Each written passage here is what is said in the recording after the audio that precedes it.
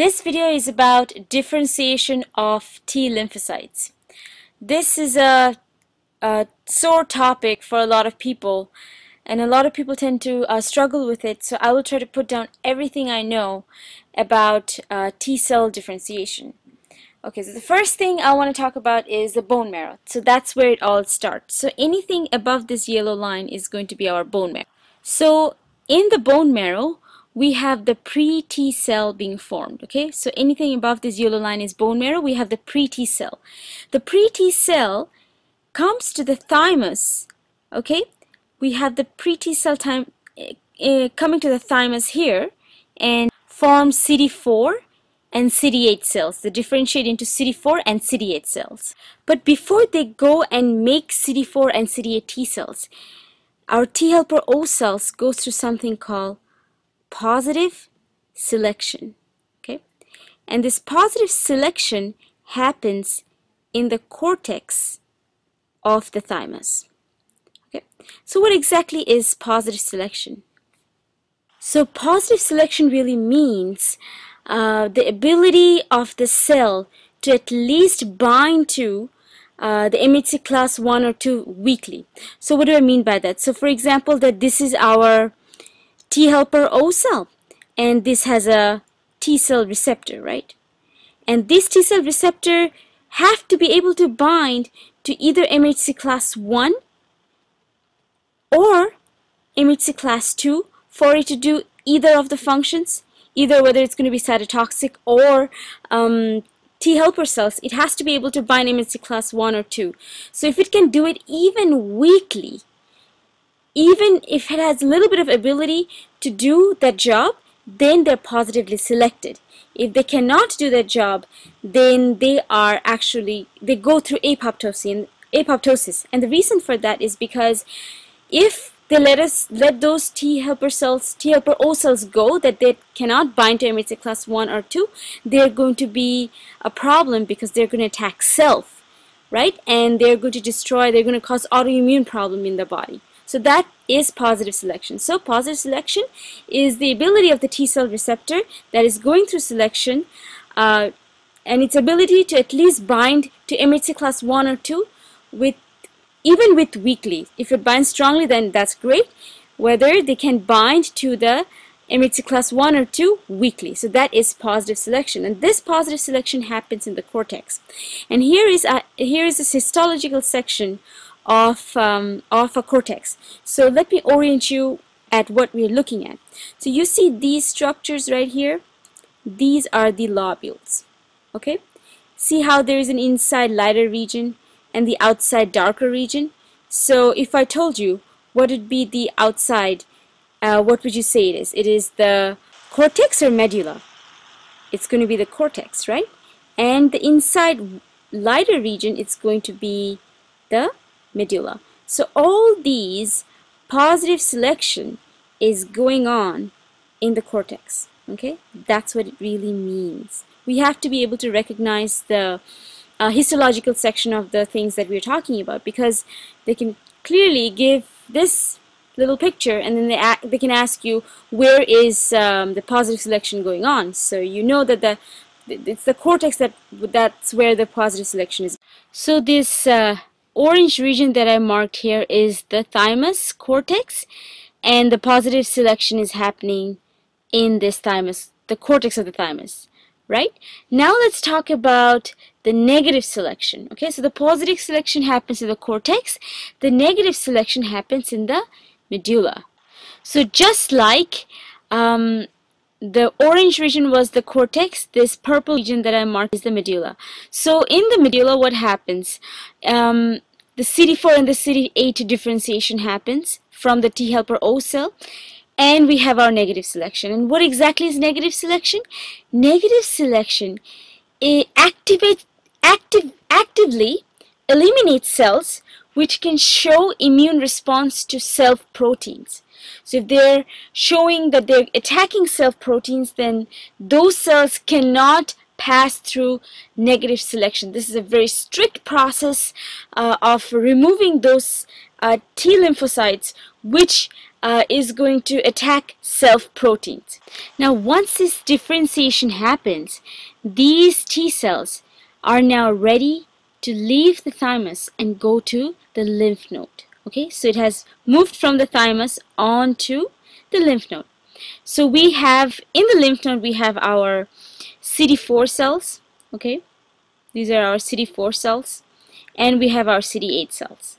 The CD8 cells becomes our cytotoxic T cells, and the CD4 cells further differentiates into T helper 1 and T helper 2 cells. Now, what's important to understand here is that T helper 1 cell is going to support our cell-mediated immunity, where T helper 2 cell is going to support humoral immunity. What does cell-mediated and humoral really mean?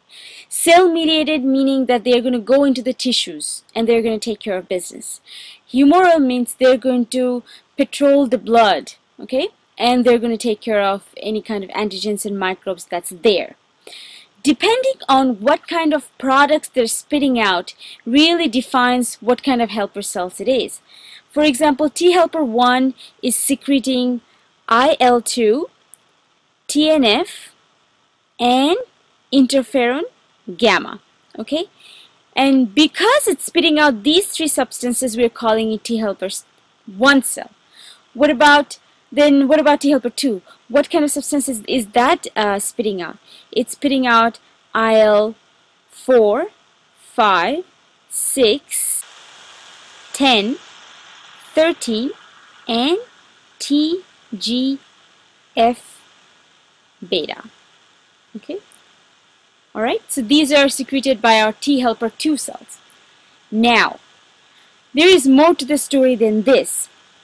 Whatever is made by T helper 1, so what is made by T helper 1? These are made by T helper 1, is going to inhibit T helper 2 cells. Okay, so this is going to inhibit T helper 2 substances, and whatever is made by T helper 2 is going to inhibit our T helper 1.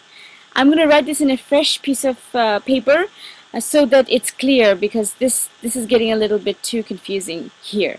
So I have just rewritten the T helper 1 and T helper 2 and how they regulate each other.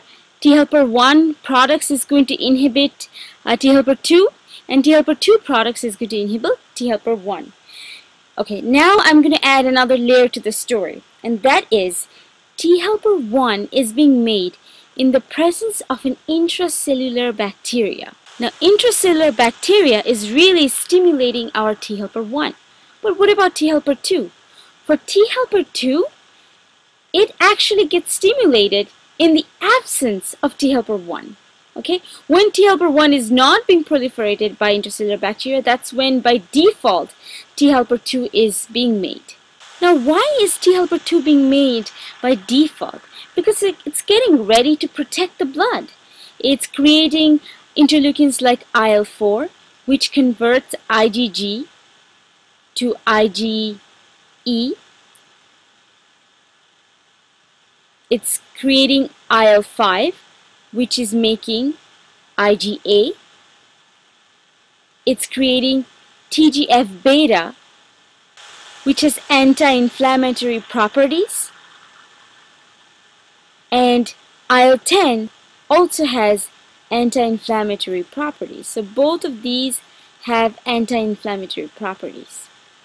Now, IL-10 and TGF-beta are also secreted by something else, and those are called a different class of T cells called the T regulatory cells. The T regulatory cells is also going to produce IL-10 and TGF-beta. Are you still with me? Because it's getting a little busy here, right? So T helper 2 among many interleukins is making IL-10 and TGF-beta. T regulatory also produces IL-10 and TGF-beta. And we know that IL-10 has anti-inflammatory property, right? Now we can also safely say that then T regulatory cells also has anti-inflammatory property because it is secreting IL-10, obviously. But is that the only function of T regulatory cells? Not really. T regulatory cells also is responsible for regulating the production of all kinds of cells. Cytotoxic T cells, T helper 1 cells, and T helper 2 cells. So it regulates production and proliferation of all kinds of T cells. Now moving on with some other details is, if IL-10 is anti-inflammatory or if it suppresses inflammation, what interleukin promotes inflammation? That is our IL-12. So now you must be wondering, who is really making IL-12? IL-12 are made by the macrophages. These macrophages that's making the IL-12 is also promoting the production of T helper 1 cells. So in other way, you can say that macrophage is promoting inflammation because it's secreting IL-12, which is making more T helper 1 cells, which is making more IL-2, interferon gamma, and TNF beta. And IL-12 is also promoting inflammation. All that is kind of related, right? There is something else which also promotes the production of T helper 1 cell, and that is interferon gamma. That's interesting, because interferon gamma is also produced by T helper 1 cells. Then T helper 1 cells production of T helper 1 cells is promoted by interferon gamma as well. If interferon gamma is promoting T helper 1 cell, who is making this interferon gamma? Not T helper 1 cell. This interferon gamma is coming from the natural killer cells. Okay. As a result, we can also say that natural killer cells also promotes inflammation, because natural killer cells are stimulating interferon. It's producing interferon gamma, which is stimulating the conversion of T helper O to T helper 1, which is releasing IL-2, interferon gamma, and TNF beta. Right? So they're all linked to each other. Now, is IL-12 the only thing that is being made by the macrophages? No. Macrophages are also other interleukins, and they are IL-1, 6, 8, 12, right? 12. And TNF alpha. Okay, see how macrophages are making TNF alpha, right? But T helper 1 cells are making TNF beta. I'm just making similarities and differences between all the different structures. See, IL-6 was also produced by T helper 2 cells, right? And it's also produced by macrophages. So kind of memorizing these interleukins is kind of important so that you can navigate through questions really, really easily. And one last thing I wanted to talk about before ending this video is that the inhibition from T helper 2 to T helper 1 is not really achieved by all the interleukins. This is achieved by IL-4 and IL-10.